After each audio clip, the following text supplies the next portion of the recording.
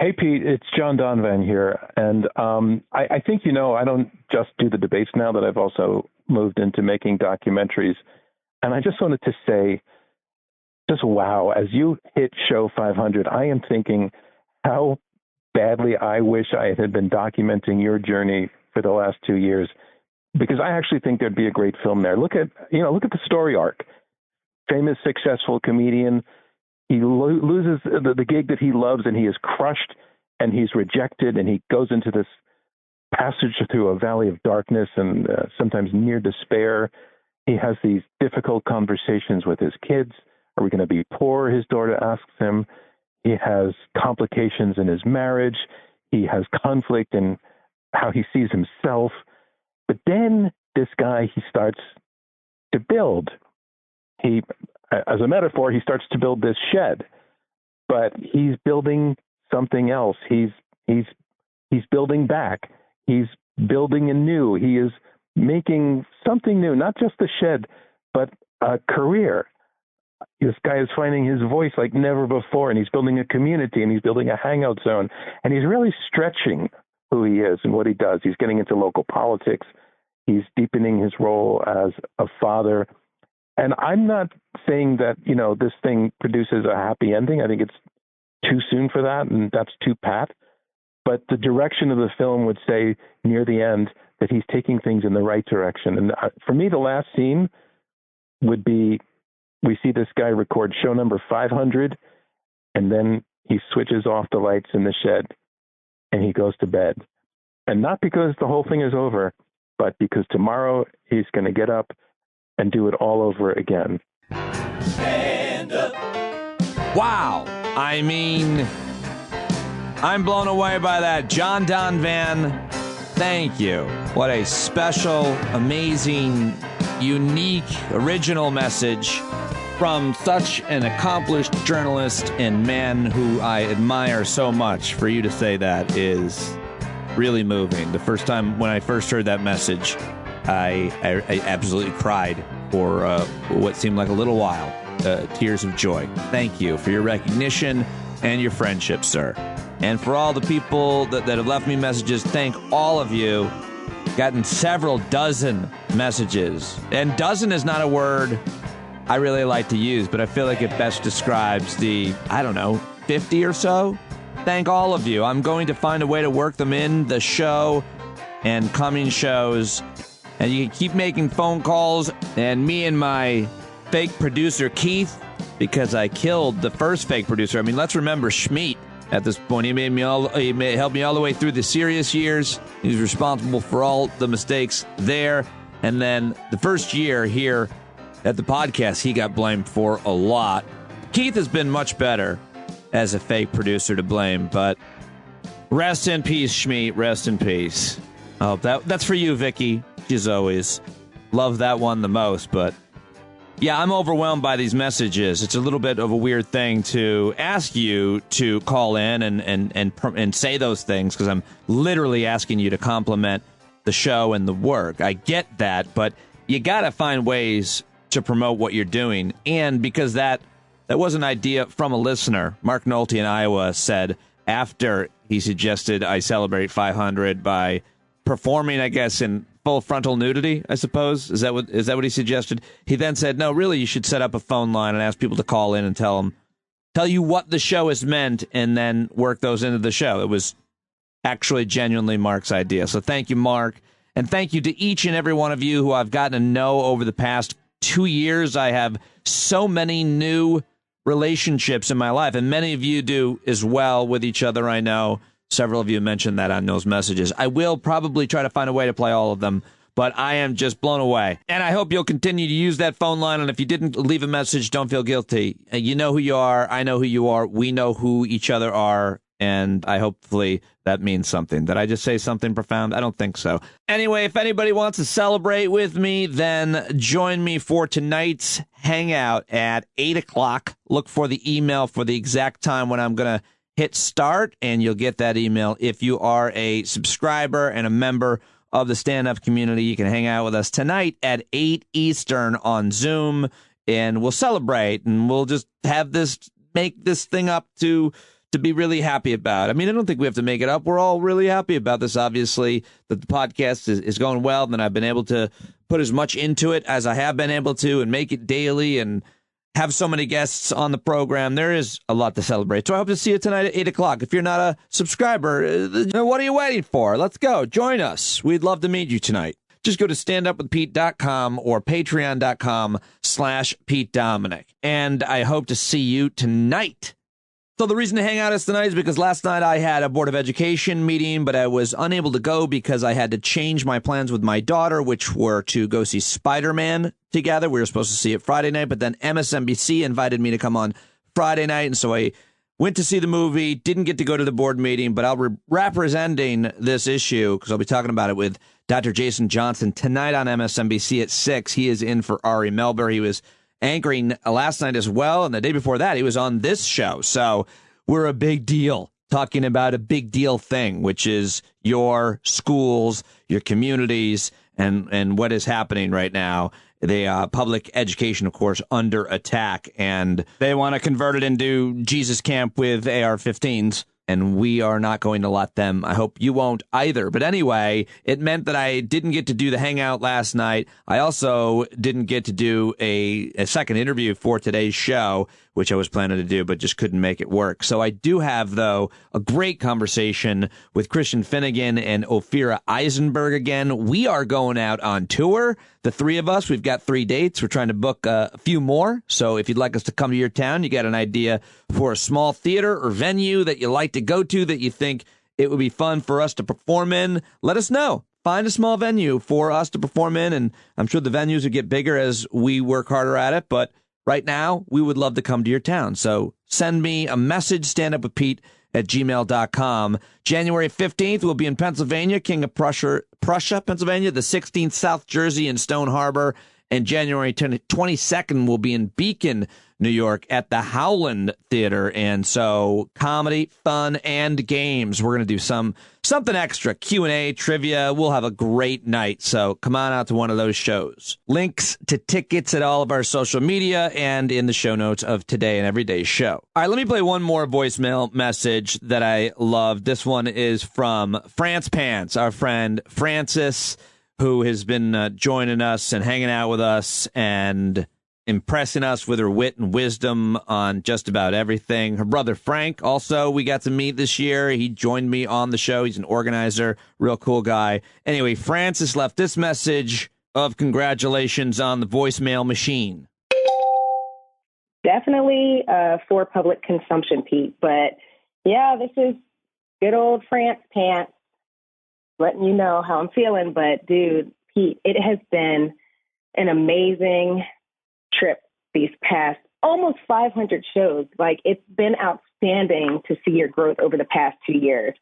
And I know you got your groove back. I knew it back in early 2020 when you had Dr. Megan May on, and she was letting us know about this impending doom of the coronavirus that was heading our way. And it was interviews like that let us know that you're amazing at, one, booking guests, and two, interviewing these guests and giving us the information we need to get through our day, to get through our year, to get through our 2 years. This is how we've gotten to now. And you've also created this great space where, you know, in your previous life, you were this ethereal entity that you could, you know, call in and maybe get to speak to you. But with the stand-up podcast, this allowed you to create this great community for all of your stands, myself included. And we freaking love you for it, dude. But honestly, for those folks out there that haven't subscribed yet, you are creating an egregious mistake. Like, what are you doing? The great Ben Stiller. Do it. Do it. Anyway, fantastic job. Loving stand-up. Can't wait to see what's coming up. 500 and beyond. Aw, Francis, that was so thoughtful and sweet and funny and egregious. I love it. Good stuff. Thank you, guys. All right, enough blowing smoke right up my own ass. I mean, literally just taking these clips and editing them, putting them on the show. But I love you guys sincerely, and I did get my groove back, and I am feeling really great. I'm in a very positive place personally, and I feel I'm positioned professionally to do some really exciting things and not be too overcommitted with work that I can't spend the kind of time I want to with my girls who are in high school and still somehow like to hang out with us. And last night, Ava and I went to see Spider-Man. No spoilers if you're going to see it. We loved it, and it was great just to be with her. It's always great to be with her. My favorite thing in the last 16 years continues to consistently every day be to be around my girls, just to be with them and to support them and everything they need. That's my top priority. It always has been, but I can carry it out so much more because of what my work is now out here in the shed doing the podcast, and I can't do it without your support. So you make that happen for me, and I just can't thank you enough for that. We also talked about the new segment that she's going to be joining me, trying out doing here on the show. It was her idea. She wants to do a segment on the podcast, and I'm really inspired by Barry Hummel and his daughter Abigail because they're doing a father and daughter podcast. But it was Ava's idea, brought it to me, and so we'll see what happens with that. We're starting to play around with it now. Okay, it is Friday. I don't do the news on Friday because we hang out on Thursday, and frankly, I need a break from both the news, and that is a lot of hours to produce and put together, so it gives me a little bit of a relief and time to work on other things like promoting this here podcast. And finally, before I get to my conversation with Ophira and Christian, and you're going to love it, we got a great new jingle by Gareth Sever. I want to thank my sponsors this week. I'm not going to do any more reads, but Tommy John, Shopify, GiveWell, Quip, all sponsoring the show to get to a point where we have enough listeners to get ad revenue. That's in a really good position to be in. I might actually be able to save some money for the future and invest a lot into the show itself, make it bigger. One of my ideas, by the way, is to produce some other folks. Stand Up Presents their podcasts, their shows, and that would take a few people to work on at least. So all kinds of ideas, maybe a live show this year on a regular basis somehow, on YouTube or somewhere else. We will see, but please check out those sponsors. They're all linked in the show notes, and all these products are products that I have and use, or else I wouldn't be talking to you about them. Actually, I don't have a Shopify store. I haven't used Indeed, but a lot of listeners have and like them. But I love my Tommy Johns, and I love my electric toothbrush, my Quip electric toothbrush. So check all those products, and now it's time to get to why hopefully you press play, which is to be entertained and informed. It's always a thoughtful conversation when I get together with Christian and Ophira. Today's conversation, no exception. And I am very excited to share with you a brand new introduction song written by Gareth Sever, who is himself a professional entertainer, a percussionist, musician, and dancer. Bucketsinboards.com. He's on social media. I'll link to him in the show notes as well. He wrote this brand new intro for our get-togethers, our Friday get-togethers with Christian and Ophira, and you're going to love it. I should also just quickly say to John Carroll, who wrote the song, and of course Pete Coe, who writes jingles and intros almost every day. I mean, their contributions have been invaluable, and people absolutely love you guys. All right. Here it is, Gareth Sever's new jingle for my segment with Christian Finnegan, Ophira Eisenberg. Let's go. Christian, Ophira, Eisenberg, no Christian Finnegan. However you slice them up, you get a different word. If you say it fast enough, you clearly sound absurd. When you say it louder, it sounds like they're real words. Christian, Ophira, Eisenberg, no Christian Finnegan. I don't think you're ready for what you haven't heard from Christian, Ophira, and Pete. Yes. Exceptional. I'm going to cut this little bit out and post it everywhere. Yes. I love it. I love that I was just beaming through this. Pete was bopping his head. Christian? You just seem to be analyzing it deeply. Yep. Well, breaking it into its component musical parts. And given that, well, he was. I was literally going to ask him your analysis of that. Go ahead. What did you like? Yeah. No, I mean, it is, but I actually was thinking, oh yeah, you really could just chop up any of the, how many syllables? 6 for yours and 5 for me, the 11 syllables in her name. And it does make some interesting combinations. Yeah. And we're lucky from a crossword point of view that we have a lot of vowels. Yes. We're very crossword ready. We are. I always, there's certain, I do the crosswords. So I'm very intelligent. Really? Oh. And, Nothing there's to do, certain, huh? No other certain tasks celebrities or responsibilities. Got it? Yeah, exactly. I didn't birth, but there's certain celebrities who are famous now primarily because their names fit well into crossword puzzles. Esai Morales, Yasmin Bleeth, certain names. Wow. I'm impressed with your intelligence there. Crossword. I feel like a person when they reveal that they do crossword puzzles, I feel like that's a very revealing thing. I feel like even Olivia Munn makes it in there because of the, you need U's, you need O's. Yep. You need these letters. Yeah. Right, You need vowels, baby. No, crossword puzzles, they're really just, it's not, once you do a lot of crossword puzzles, it's a lot of the same answers. It's like improv. Yeah. It's like once you see a lot of improv, you're like, wow, why is every suggestion, Tourette's, or I think that's probably weaned out now. Thank goodness. Oh, yeah. They would, and that used to be a leading thing when I would see improv. It would be like, what's a non-fatal condition a human could have? And everyone would just yell out the same thing. Or they would go, what is something someone could pull out of a bag? And it was always like dildo. However, may I say that years ago, I opened up for an improv duo that was excellent in Atlantic City. And Stephen Wright, this is so many years ago, Stephen Wright was performing there. And so he dropped in backstage and he asked them if he could join them on stage for an improv, one of their games. And he was like, and they were like, oh my God, absolutely. And the way that their improv set went, it was really almost like it was scripted at this point because they would always get the same suggestions, especially in Atlantic City. They would go, and that was their thing. They were in a scene and they would stop the scene and go, and she pulled out of her bag and do this to the audience, put up their hand, and the audience would yell back something and they would continue the scene. Always the same suggestions. But now Stephen Wright's on stage. And so they're like, okay. And she reached in her bag and pulled out and they went to the audience, but instead he answered. And he just went, doll heads. What? And they stumped and he stumped them? Yeah, exactly. They were like, we've only ever done dildo. Yes. Wow. Unpredictable. Well, that's also so much of crowd work is like, you'll ask the audience a question. There's like 3 or 4 answers they're going to give you.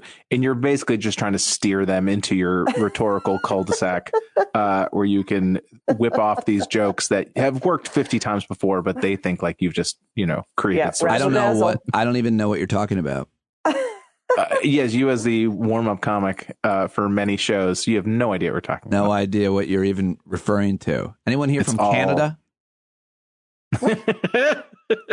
Mean. What's your joke? What's your joke when somebody says, I'm from Canada? And then what do you say? Oh, I usually go down they're very nice people. They can't raise their middle finger. Go ahead, try. And I have them try to. And if they're a smart, funny person, they'll fail. They'll like, yeah. Right. That's fun. You Americans raise your middle finger differently. I won 2 warmies for that joke, that bit. The warm-up award. They call the warmies. I think I have them. I don't know where they are. Speaking of Canada, aren't you? Well, I guess you are Canadian, but I was about to say you're there, but I think you're going back. But you went to Portland. You're close to Canada. Yeah, I know. It's so funny because I made a joke about Canada. First thing, I haven't been in Portland. Oh my God, years and years. And obviously, there's like a Brooklyn-Portland aesthetic thing that is very similar. But there's just so much more space there, and the people are Northwest Coasters. So, for example, staying downtown, there's no traffic. I mean, it's like staying in Midtown here. There's no traffic because why? Nobody's in the office, and also there's probably not a lot of traffic on even the best of days. And so I'm waiting at a stoplight, and it's red. No traffic, so I'm going to cross. Of course, there's no reason not to. but there's an adult standing beside me, and he was looking at me like, what are you doing? It says don't walk. And I was like, do you have all the time in the world? What are you doing? Yeah, I think of myself as a rules-based person, but then in those contexts, like, oh, wow, like, why? You're just following rules just to follow rules. Like, it's not even a means to an end. And then I went into a place to get coffee, and it was, the size of an Olympic swimming pool, just because there's so much space there. Yet there's 3 tables. And it was 11 a.m. There was a pool table there, and there were 2 guys playing pool. I was like, what are you? I've always wanted to do this show where I just interview people and I go, what do you do? Why? I love that idea. What do you do that you can be here right now? I love that idea. I love that show. Portland sounds fun. It sounds very dystopian right now there. And I mean, are we, by the way, is this, are we back? What's going on with Omicron? It seems to be, or the virus, COVID in general. And how are we going to emotionally get through it? Another wave of like, Christian, can you explain to me what you see coming and how you're feeling about it? And Ophira, I want both your takes on this. Well, I have feelings about it on 2 different tracks. I mean, there's the part of me that's just a human being experiencing COVID like we all are, and the adjustments that need to be made and whatever.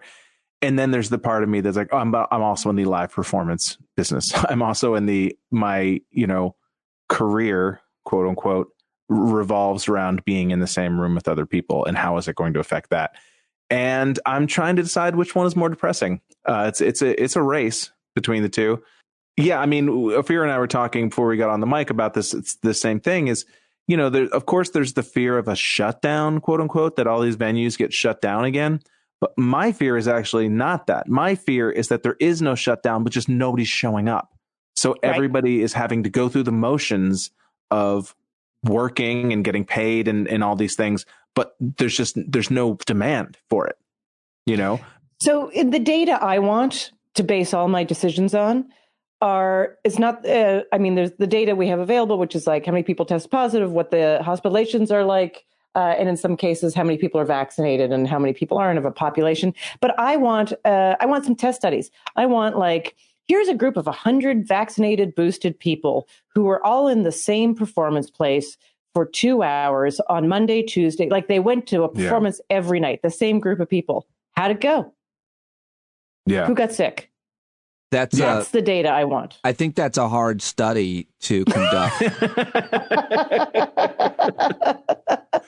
Oh, and what am I being paid to participate in the study? Oh, nothing. Literally nothing. We'll do nothing for you. But you're really helping others. Please risk your help. And a weird there twist might be some industry there. It would be hard to randomize the study because it would have to be the exact same people and performer. So you have to watch the same performance every night too, because their amount of spit. I mean, if they're the super spreader, if it's a guy who screams a lot versus Todd Berry, I couldn't think of anybody. That's a very good point. Yeah. So that's real torture. And also just how funny are these performers? Like, are they, because how. Right. Is it a laugh inside kind of thing? Exactly. Well, who's the comedian whose set you could watch for a week is the question, or any other live performer. But anyway, Ophira, before we go down that study that can't happen. I mean, well, I guess you kind of just answered the question there, but it's this concern.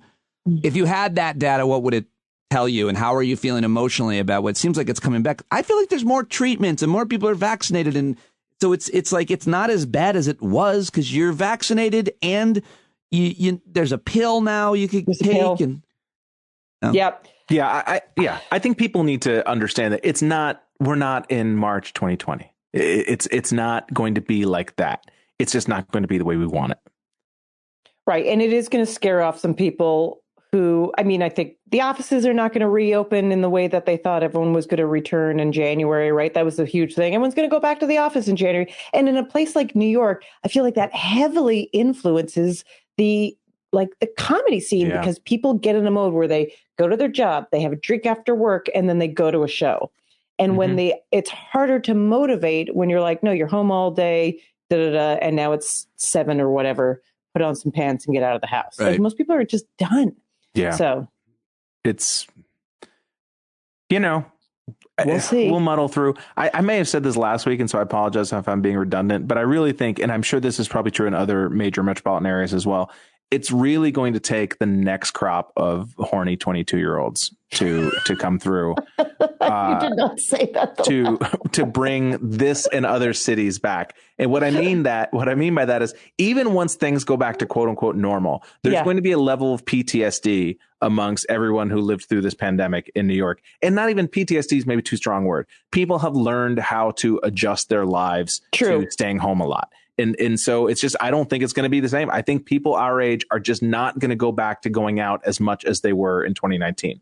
But there is then going to be that crop of college grads who move to New York or Philadelphia or St. Louis or whatever city who are going to want to go out and get laid because that's what 22-year-olds do. And they will be the sort of lifeblood of sort of the comeback of urban areas. But it's going to be probably 3 or 4 years before that happens. Oh, it's going to be great because it's actually going to be empty nesters who are bored and they live in a big city and they didn't anticipate this would be their life. Right. And college students. That's going to cause some good times, baby. Oh, yeah. That's going to be some good times. It's so late.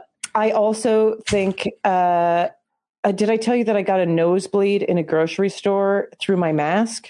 What? No. I get nosebleeds in the winter always because the dry and the heat. And the cocaine. The cocaine. It's mostly the cocaine, and I say the dry and the heat in the winter. But I just do more cocaine in the winter because, come on. And I had a mask on, and, everything in New York is so tight. Like I said, especially as I mentioned in relation to Portland. And then I got a nosebleed, and I guess it bled a little bit through the front of my mask, and I didn't know. And I did notice that people were keeping some distance from me. And I was like, oh, maybe people are really afraid of the Omicron and like social distancing is back in New York. And then I came home and took off my mask, and it was just a disposable blue mask. God. And there was a little dot, like quite a good circle, actually, like a quarter of blood. They probably thought you were like patient zero for the next variant. I know, I'm pi. I guess I'm pi. Oh, God. That's exactly what I was going to say, but not as well said. Like they thought your infection is a new symptom. Like this is the variant that's developed. Oh, now you're getting nosebleeds. Get away. Then it becomes Ebola. Yeah. Oh my God, that is Omega? horrible. Would it be the last one? I don't know. What Omega is last, yeah. My dad did send me, after listening to our podcast when we were talking about the Greek alphabet, my dad listens, and he sent me the Greek alphabet because he had to learn that in high school. And so for some reason he wanted to brag because I bet you don't really get to, this got to be a golden time for people like my dad who know the Greek alphabet because how often has that come in handy for the past 50 years? This is their moment, playing the long game. Wow. Shout out to your pops. That's awesome. Even the Greeks are like, we had no idea. How do you both feel? Here it is. Alpha, beta, gamma, delta, epsilon. Sorry. What's after Omicron? Pi, right? Omicron, pi. Yes. And then he missed eta and theta. I don't know. Will those be the next? I don't follow close. Maybe I forgot this, but if there are, I guess it's inevitable because of evolution and mutations, there will be more variants, and they'll be named those, right? Like they'll be the next letters of the Greek alphabet. Pi would be pi. Pi would be next. Yeah. Well, that'll be good for our friends at Noble Pies. I'm sure they'll leverage that. Yeah, sure. It's 3.14. We're as bad. I should mention Noble Pies. Ophira, are you familiar with them? They've been long affiliated. You are, Christian, right? With the show and their listeners. They just opened their second location, and if you talk about them for like 30 seconds, they will often send you a pie. Wow! Yeah. Really? Start the clock. Okay. So 30 seconds. I love the name. I love Noble Pies. What makes them particularly noble? Well, that's Leslie, the owner's co-owner's last name, Leslie Noble. How lucky. Yeah, How they're great lucky. people. And she's the third Duchess of also, I don't know. Also that nobility. Yeah. I like when I have a fun little joke I do whenever my wife mentions like, oh, we should make a pie or whatever, and I say hair pie, and she never finds it funny.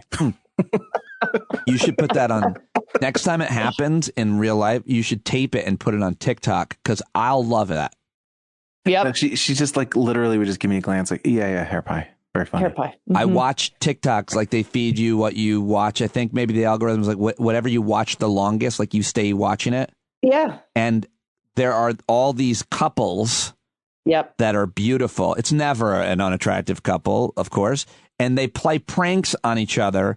And I am there for it. You are? They're so scripted. And, they're so scripted. And they're produced so corny. And corny. And I'm like, those guys are awesome.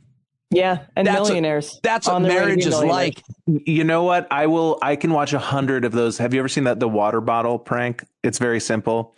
Where basically, where they put a quarter and they put a water bottle on top of a quarter, and then they say, like, "Hey, look, I got this quarter into this," and whatever. They convince somebody to like lean over and look into the water bottle, and then they squeeze the side of it so it squirts water in their face.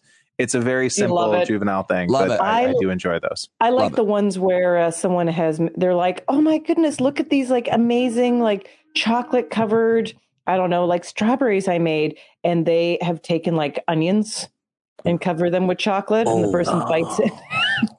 I've never seen that. My stepmother did this to her brother growing up. My ex-stepmother, she had given her brother vanilla ice cream, but had hollowed it out and filled it with mayonnaise. See, that's the stuff I like. Oh, that's rough. So it's not funny until somebody gets hurt.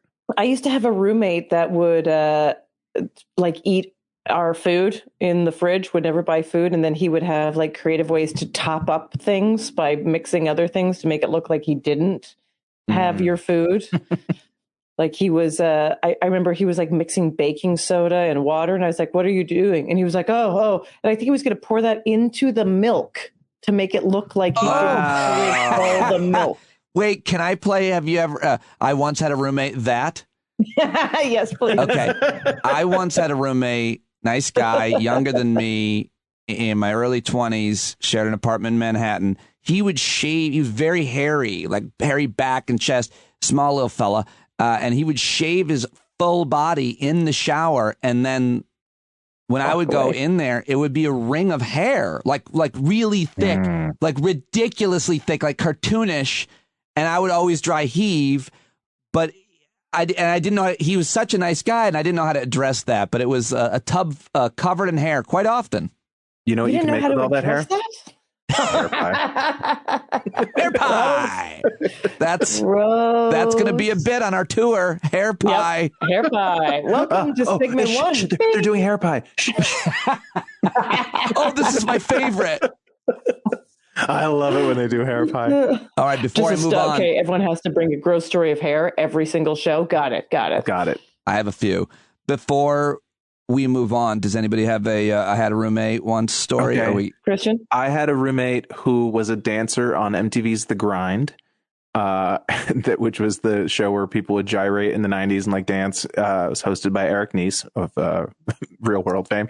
But she had a framed picture of River Phoenix that she put on the mantle in the apartment when River Phoenix died.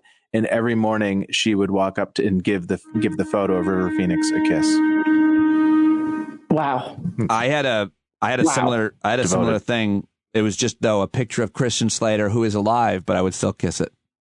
Yeah. I had a now ex-boyfriend, obviously, maybe not, that had a photo of his mother on his bedside table. Wow. Yeah. What is that? I guess I'm not positive what that means. Well, I mean, I obviously think it's not great and healthy and stuff, but maybe, I don't know. I mean, on some level, you're just like, whatever. And then, but if, I'm giving you like the little like, oh, and then later on in the relationship, I was like, oh, and it wasn't that anything gross. Was he a mother obsessed dude? Yes, he was just mother obsessed, and they had a very tight relationship, and everything had to go through mom. And, it was just an intense that makes me relationship. I'm feeling weird because when I first met my wife, I had my entire apartment was decorated in pictures of my mom. We're pretty close. Which is weird because my apartment is decorated with pictures of your mom. Oh! Which is super I just have the one on my bedside table. beaver shots. I'm sorry. I don't know. I'm sorry. Inappropriate. I apologize. Come on now. I'm going to probably meet this woman at some point. And she listens. You can edit that out, please. No. Ms. Dominic, I apologize. Send it to our lyricist to make a new song. Beaver shots. Pete's mom's beaver picture. Okay, now this is really. Hurry, I've somebody really brought down the level of today's podcast. I asked you if I could ask you this before because I thought it'd be fun and interesting and positive, and I like that. And we always need happy. And you guys are both very modest, but very established, talented, super successful comedians. And you know, Ophira, you've written books and stuff. You've both done a lot in this business. And so my question is, what's like your proudest moment? And hopefully you have a billion because your career has been filled with them. But like, is there a fun moment or story, something that you're kind of particularly proud of or look back fondly on? Who wants to go first? I'll go first. I mean, I don't know if this is my proudest, but I'll just put something that was like really excellent in context, which was I decided that I was going to record my latest comedy album in the beginning of August, which seemed like a gentle time in comparison to now. But it actually was comparable to now because I was like, oh, all will be fine. And then Delta was a bit of a fear in August. So a small venue and everyone had to be vaccinated. And honestly, I'd done a bunch of live shows at that point, but I wasn't sorry. It's like there's a boat outside my window. Can you hear that? Yeah. Okay. I thought it was dramatic music. Sorry, New York. But I was doing stand up for a while, but my chops looking back were half chops because you have to do it a lot to have your chops back. I rehearsed a lot, as much as I could. And then people showed up. And I have to say, I've been listening to that recording a lot, doing the editing. And it was so fun on stage. And also I really felt like that audience paid it off doubly because they really wanted to get out and they hadn't been out. And it was those few times where I was like, this is why this art exists. Yeah. Because it really was catharsis. It was catharsis for me. It was catharsis for them. Like we were all agreeing to even the theater of a stand-up comedy situation to like make it the best it could be. And it reinforced like the reason to do it at all. That's awesome. Yeah. I mean, there's nothing. Oh, I'm sorry. No, go ahead. I say there's nothing better. When you're getting ready to record something, there's always going to be that X factor of like, will the crowd be hot? Do you know what I mean? Because sometimes there's just a weird chemistry, and obviously, hopefully, they're going to be fine. Your material is such that it's going to go fine or it's going to go well. But there's always an X factor of just like sometimes there's just a contagious energy to a crowd that it starts to take on a life of its own, and other times you constantly feel like you're having to sort of whip the audience up, where they're not a great audience by default. And man, when you're recording something and you realize about 3 minutes in, you're like, oh, this is a good audience. Yeah. It's the greatest feeling in the world. Yeah. Yeah. And when you feel like it turns into a dialogue, like you're actually kind of having a weird conversation. Yeah. Where only you get to talk. Yeah. Like ideal. The best conversations. Yeah. Pete? Well, I want to know, What's yours? Well, I'll give you mine, but I want Christian to go, but I just wanted to add to the recording an album conversation. I don't do nearly as much stand up as you guys do. I'm not, my muscles are weak. I slide back into it pretty quick. I'm, whatever. I'm getting ready to tape though this hour that I had been working on for a couple of years. And I am at the Syracuse Funny Bone. I'm home. I just lost my job. As depressed as I've ever been, and it's going to be hard. All my friends and family are there and coming out, and it's going to be that vibe you're just describing because it's your hometown. And I had 2 Friday night shows, and I was going to tape 2 shows Saturday. And just before the first Friday night show, which I really needed that practice, There was a shooting in the mall, and they closed the mall, and there was a lockdown, no shows. And the next night, you know, I went with the obvious joke. I think it was my dad's idea, something about just, you know, so far no shooting, so we should be good. But that wasn't a happy moment, and I feel like I ruined it now. So go back to, but like that, it just made it that much harder to get that. Since you brought, I'll just bring up a similar kind of thing happened to me. I had a big industry showcase at the Improv in LA back when I had a new manager, and they'd set it up, and it was going to be like a big deal. It was kind of going to be the thing that was going to really open up LA for me. And like 2 hours before the show, Michael Jackson died. And in LA, you know, it's like the most Michael Jackson centric people. So it's just like, even the people that were there, it's like, that's all anybody could talk about. There was everybody at the bar was talking about it, and it was just kind of like, guys, don't you realize this is my big night? I'm surprised they weren't still talking about the former governor of South Carolina, who left the state to have an affair with a woman in Argentina, and it was the biggest story in the world. And then Michael Jackson died. And that guy got off so much easier because nobody was talking about the guy who just left the state to have an affair with a woman in South Carolina. I forgot that happened at the same time. All right, happiest. I was just going to say, there's one thing that I always think about with the pandemic. Is like this old showbiz, you know, the show must go on, the show must go on. Like just this idea that you have to go on and perform after like devastating news and whatever. And there might even be an impulse that you feel like you have to incorporate it into your act, when maybe like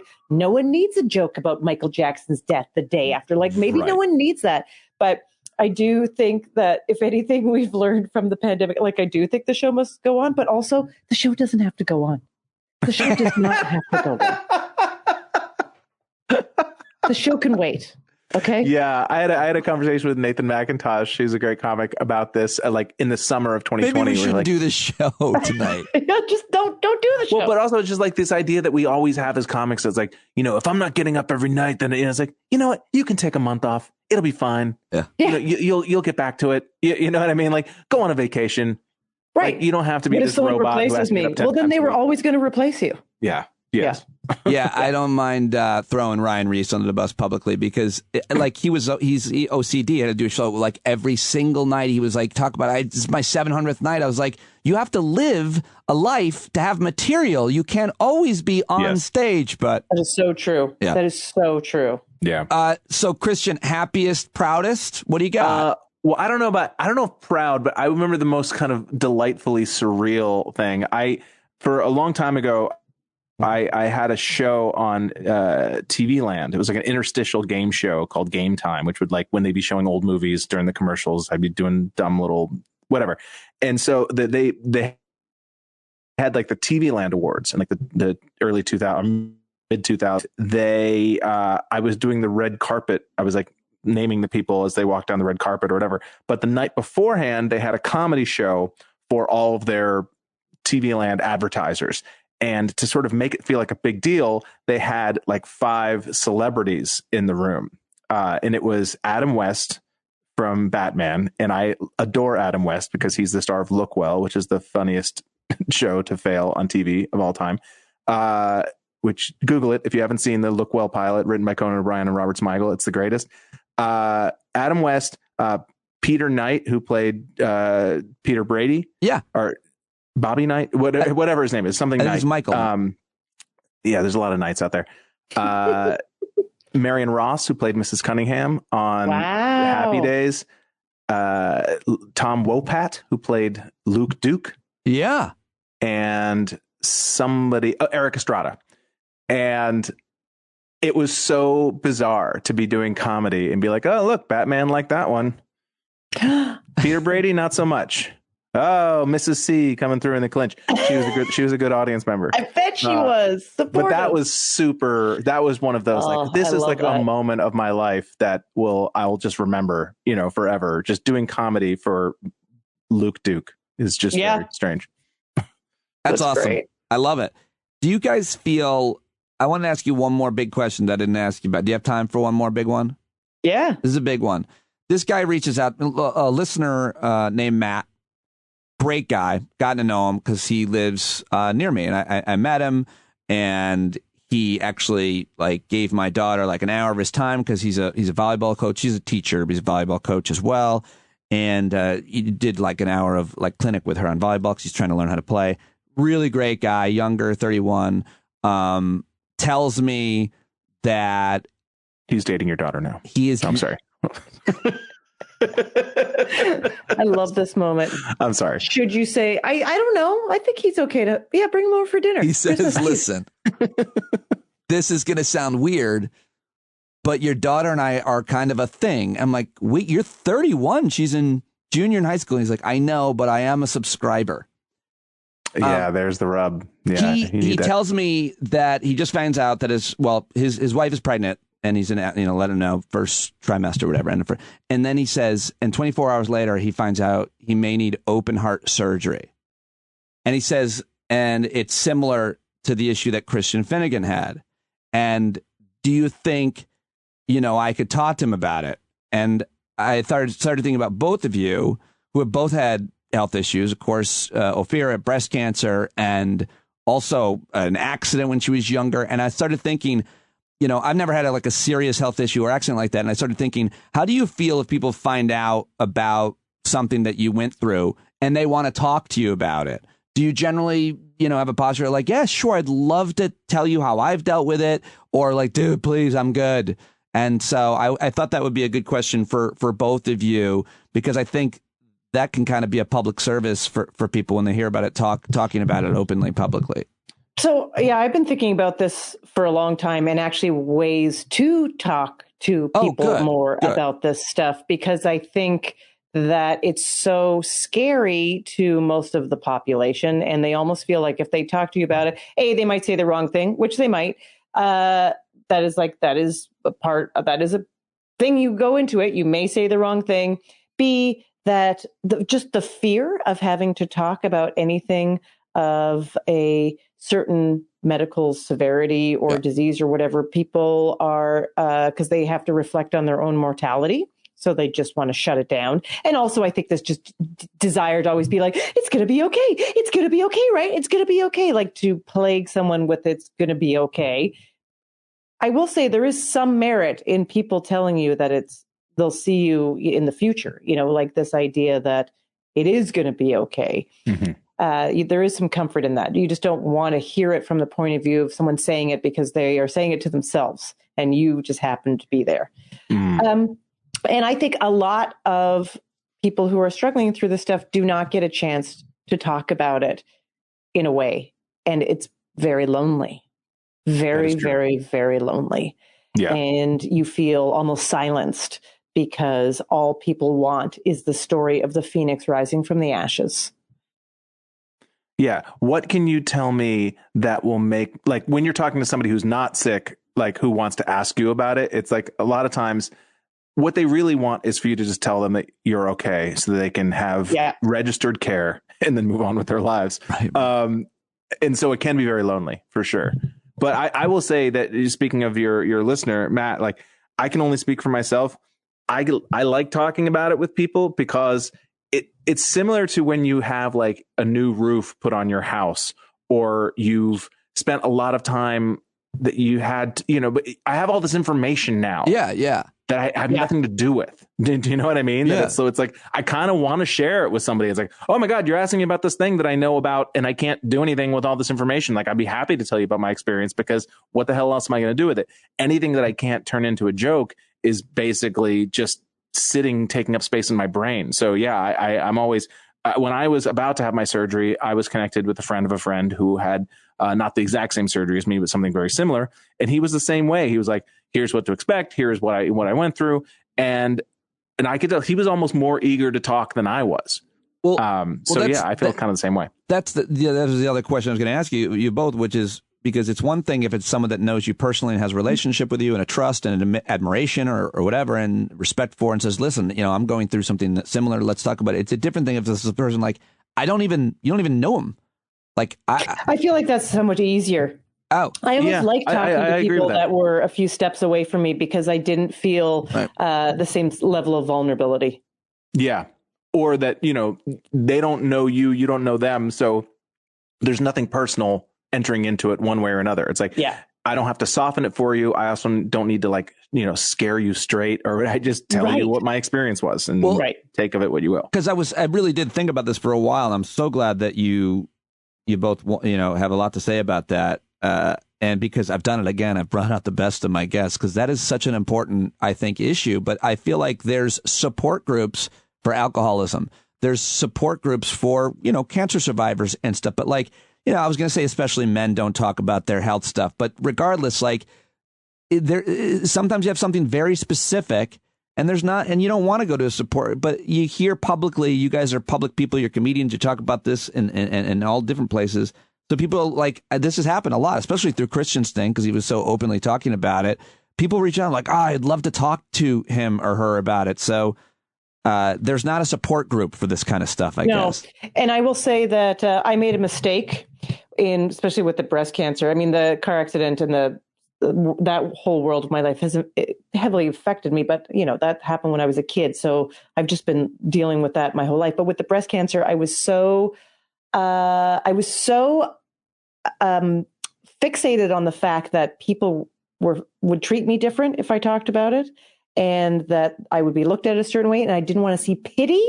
I did not want to see pity in anyone's eyes, that I told almost no one. And in hindsight, you need people around you to help you out. You really, you do need people, but it's scary. So I feel like that's why, now I think like, oh my God, if I could, any way I can be there for someone else who is open to it, I want to take, because that was a mistake I made. It's too hard to go through this stuff alone. I'll take all the pity that Ophira does. Yeah, I was also going to say, anybody who wants send pity. Oh yeah, I don't like pity at all. Oh, I want it. Well, I didn't tell you. I didn't tell you guys this ahead of time, and but I am looking for this week. I'm looking for a lot of compliments and gratefulness. This is show number 500. Fantastic! Congratulations! Indeed, Petey.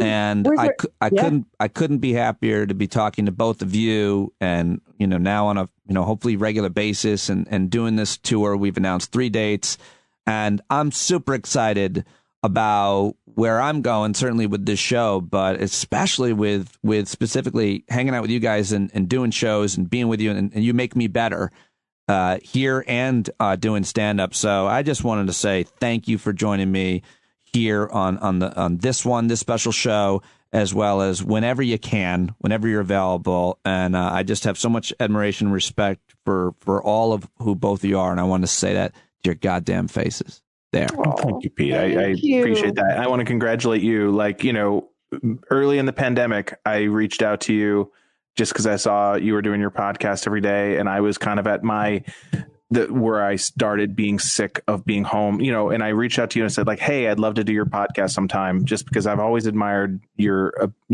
ability as a radio host. Like, I've told the story on the podcast before. I was driving, I had rented a car that had Sirius. I was doing a road gig, and I ended up on POTUS, and I thought like, oh man, this host really knows what he's talking about. Like, and he seemed like smart and was listening and thoughtful. And then it randomly turned out to be that dude who I knew from comedy.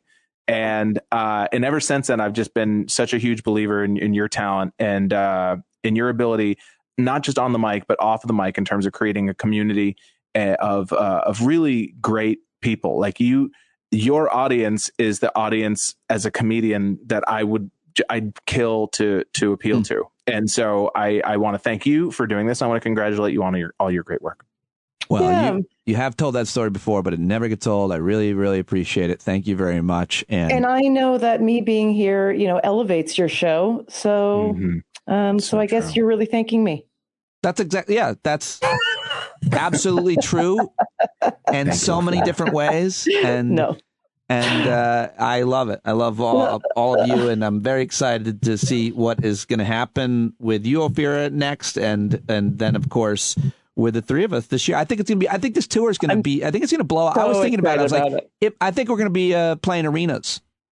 I am so excited about it. Seriously, I can't wait. Arenas. Yeah, it's like this, but more.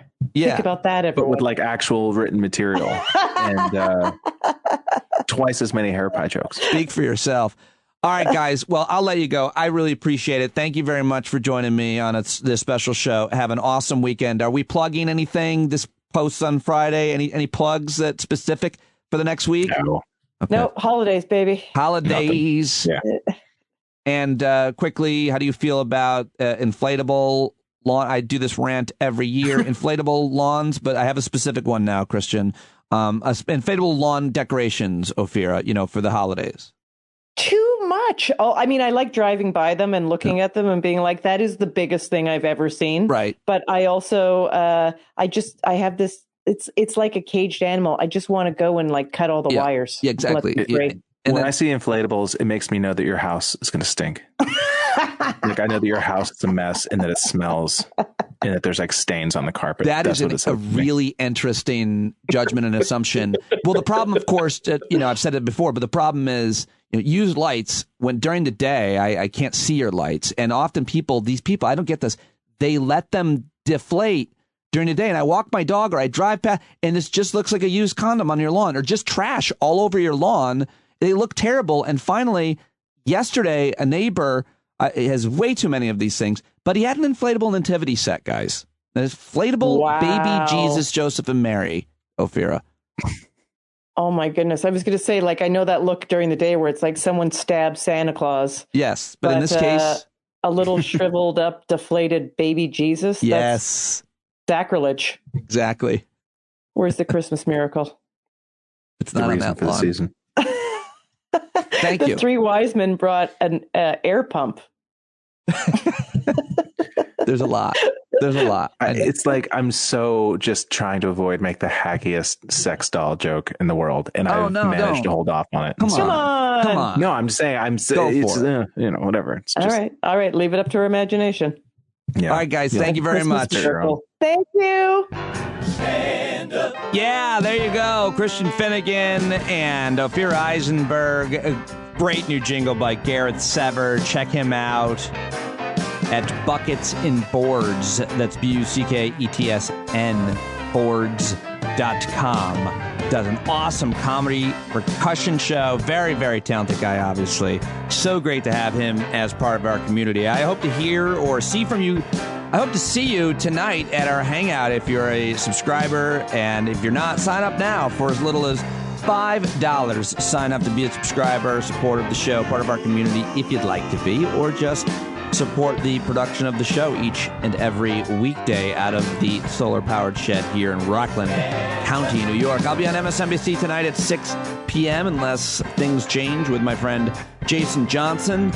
So set your DVR, and I hope that you have a great weekend. Thank you very much, everybody. I love you guys. Check us out on the Discord platform if you get lonely. Always people hanging out, talking there. And I'll talk to you here again on Monday. Take it away, John Carroll. Boy, you better stand up. Stand up. Well, there's a whole lot more of us who know us right. They'll keep right on ignoring us if we keep sitting tight. You got to open up the window to let in some light. You got to stand up. That's right. You got to rise up. You got to stand up. You got to stare the devil straight in the eye. We got to let him know it's his turn to go. See it clear and all you hear is a lie. So get up off of your butt, get down off of your fence. And even if it ain't a very friendly audience, well, they'll begin to listen when you start making sense. And you stand up, stand up. No need to point your rifle to defend your town. Just stand up, stand up. You know they can't deny you what you're laying down. Boy, you better stand up, stand up. Show your face of every color, yellow, black, red, and brown. She's the place where every lost child will finally be found. There's only one thing to do before we stand our ground, and that's stand up, stand up. Well, the founding fathers saw a land for all. They had to stand up, they had to stand up. They had a keen imagination for a crystal ball, drawing all the plans of a stand up. But all they had to go on was the time they were in, with other causes for laws, and since they weren't even sin, they knew that change was gonna come before the change could begin. They had stand up. All right, band, stand up. We got to stand up. We got to look the devil square in the eye. We gotta let him know it's his time to go and make it clear when all we hear is a lie. Why you lying awake wondering where the money all went? It'll be the cost of freedom that'll go unspent. You can see him flee the scene of that experiment if you stand up. All right, we got to speak up. We got to reach up and raise your voice in every way you know how. Don't be toes up. You got to show up. Ain't no better time to do it but now. No need to pledge allegiance to no wanton tribe. Rise up, show obedience to the voice inside, and listen well, and it'll tell you not to run and hide. It says stand up. Stand up. Oh, got to stand.